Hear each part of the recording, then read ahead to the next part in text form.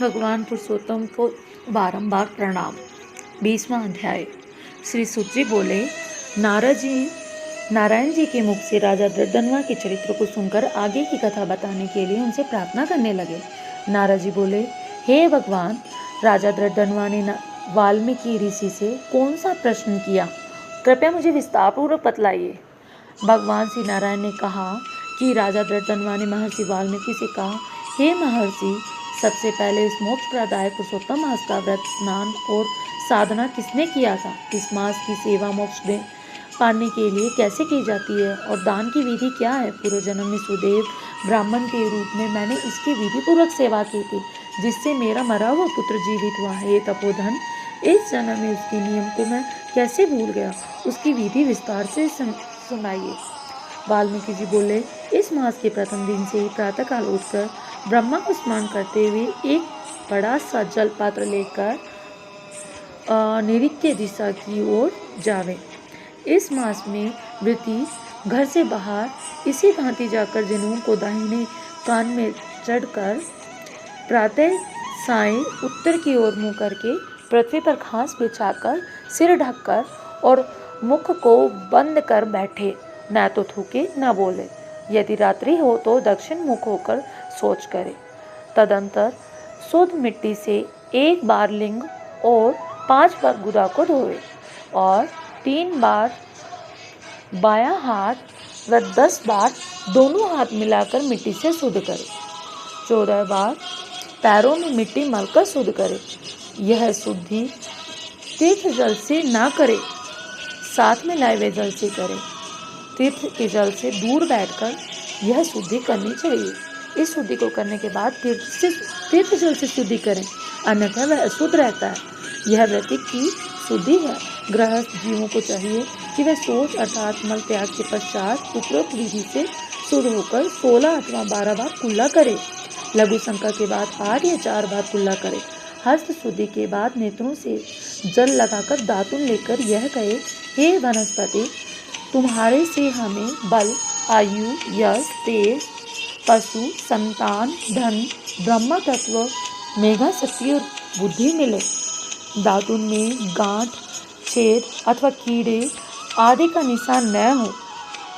यह छोटी अंगुली के समान मोटी व 12 अंगुल लंबी होनी चाहिए। दातुन को दांतों से चबाकर कूची बना ले, फिर उससे दांत या मुख एक बार साफ करे।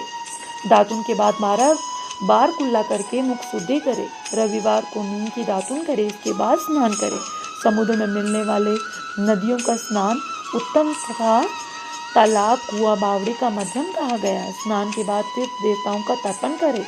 घर में स्नान करना गृहस्थों को साधारण कहा गया है। स्नान के बाद शुद्ध पवित्र वस्त्र पहनकर कंधे पर अंगोछा धारण करे। पवित्र स्नान कर आसन बिछाकर पूर्व या उत्तर दिशा हो। शिखा में गांठ लगाकर बैठकर दोनों घुटनों के बीच हाथ रखकर पवित्र अंगुली में पहनकर 3 बार आचमन करे। पवित्र आचमन के बाद गोपी चंदन अथवा मृतिका से खड़ी लकीरों वाला, आड़ी लकीरों वाला या त्रिपुंग लगाकर दोनों के मध्य में बिंदी लगाकर तिलक करे। गोपी चंदन से भुजाओं पर शंख और चक्र बनावे। यह सब पापों का नाशक है।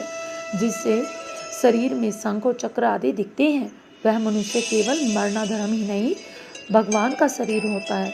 उस मनुष्य के पाप भी चक्र आदि धारण से पुण्य में बदल जाते हैं। इसके बाद प्राणायाम या संध्या वंदन करें। प्रातःकालीन संध्या तारों के रहते करनी चाहिए और उसके बाद गायत्री मंत्र का जाप करना चाहिए।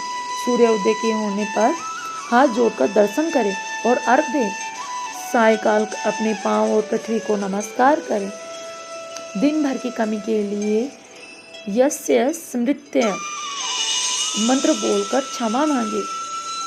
दिन के पहले भाग में अपने नित्य कर्म को करके पुनः श्री भगवान पुरुषोत्तम की आराधना करनी चाहिए। पुरुषोत्तम मास में भगवान की पूजा की विधि बतलाते हुए महर्षि वाल्मीकि ने आगे कहा, हे राजन, लिपित होती शुद्ध भूमि में मन और वाणी को वश में करके एक चौकोर और गोल मंडप बनाए। चौकी पर चावलों से अष्टदश बनाकर उस पर सोने, चांदी, तांबे और मिट्टी को शुद्ध तीर्थ जल से भरकर रखें।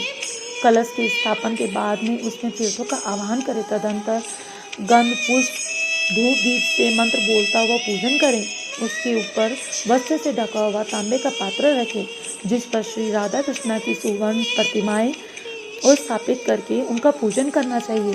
पुरुषोत्तम मास के देवता पुरुषोत्तम भगवान श्री कृष्ण स्वयं हैं। इस मास में पुरुषोत्तम भगवान का पूर्ण पूजन परम कर्तव्य है।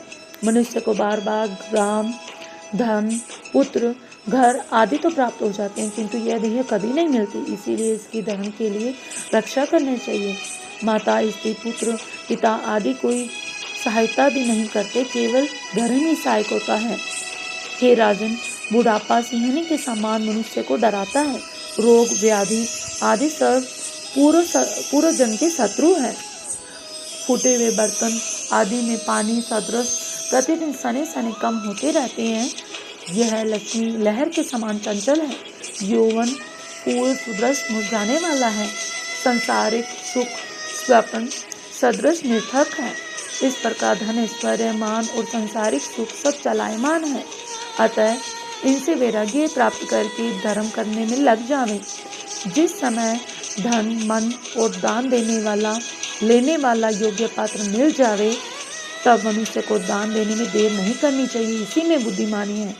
मनुष्य से बहुत से धन से तो होने वाले अनेकों धर्म है, किंतु पुरुषोत्तम मास में किया थोड़ा धर्म भी महान हो जाता है। स्नान, दान और भगवत कथा में बैठकर भगवान का मनन करते रहना चाहिए। केवल इतना ही नहीं, धर्म भी बड़े भारी दुख से मनुष्य को बचा लेता है। जिस प्रकार हाथी के पांव के निशान सभी जीवों के पैर समा जाते हैं, उसी प्रकार सब धर्म भी पुरुषोत्तम मास के धर्म में समा जाते हैं। श्री गंगा जी की समानता कोई भी नदी, कल्पवृक्ष की समानता, अन्य वृक्ष और वेदों की समानता सभी शास्त्र भी मिलकर जिस प्रकार नहीं कर सकते, उसी प्रकार यह महीना पुरुषोत्तम मास की समानता नहीं कर सकता। पुरुषोत्तम मास के देवता स्वयं भगवान पुरुषोत्तम है, इसीलिए श्रद्धा भक्ति से उसका पालन अवश्य करना चाहिए। इति से पुरुषोत्तम मास 20वां अध्याय समापन। जय श्री कृष्ण।